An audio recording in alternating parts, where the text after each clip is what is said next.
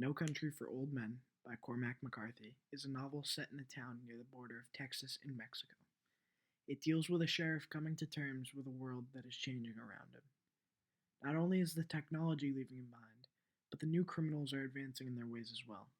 He details one crime that shows the audience why the sheriff feels the way that he does. The criminal of this story, Anton Chigurh, is the polar opposite of Sheriff Bell. They are each hunting the same man, Llewellyn Moss, for completely different reasons. Bell, to save the man he feels responsible for as his sheriff, and Chigurh, to kill the man that has inconvenienced him. Along with the ruthlessness of Chigurh, the ongoing drug trade and continuous violence over the course of the years negatively affects how the sheriff feels in the present about everything around him. From the very beginning of the novel, the sheriff is already showing his feelings towards the changes that he is noticing in life. He talks about a young man that had murdered his girlfriend, and the sheriff had to send him to death row. What chilled the sheriff about the man was that he openly admitted to not feeling anything about the murder, and he had accepted that he was going to end up in hell. Sheriff Bell explains how there is a new kind of criminal, like this man, that is showing up around the world, and he has already come across a prophet of their ideals. Bell states, "I know he is real. I have seen his work. I have walked in front of those eyes once. I won't do it again." He is, of course, talking about Anton Chigurh and his horrible misdeeds that are revealed to the audience over the course of the novel. Chigurh's brutality, as well as the people that die along his path of destruction, also seem to deeply concern Bell.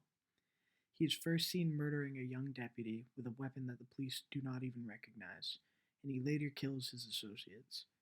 Along with these people, Chigurh kills some men right down the street from the other sheriff's office in Eagle Pass. Bell relates this incident to out and out war and says, "I don't know no other name for it." The sheriff here can be seeming to have no control over the situation, as relating it to war, which could make him feel powerless over an area that he should have full control over. The final cause of Sheriff Bell's change over time is his loss of control over the drug trade in his county.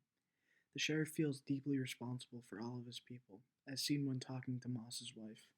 Bell says, "The people of Terrell County hired me to look after him. That's my job.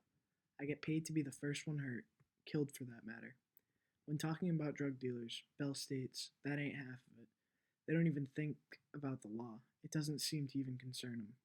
Of course, here a while back in San Antonio, they shot and killed a federal judge. I guess he concerned him.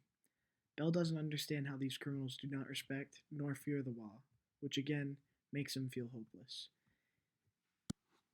Bell eventually retires from the police force after feeling like he's lost control over the crime in his area and let his people down. He thinks to himself on the last day of the job that he feels defeated, and that feeling is more bitter than death itself. The advancement of crime during his tenure as sheriff started to make the sheriff feel utterly powerless, as he had no control over the situation as time went on. The sheriff started as a man always looking for the truth and justice, but now he feels defeated and hopeless.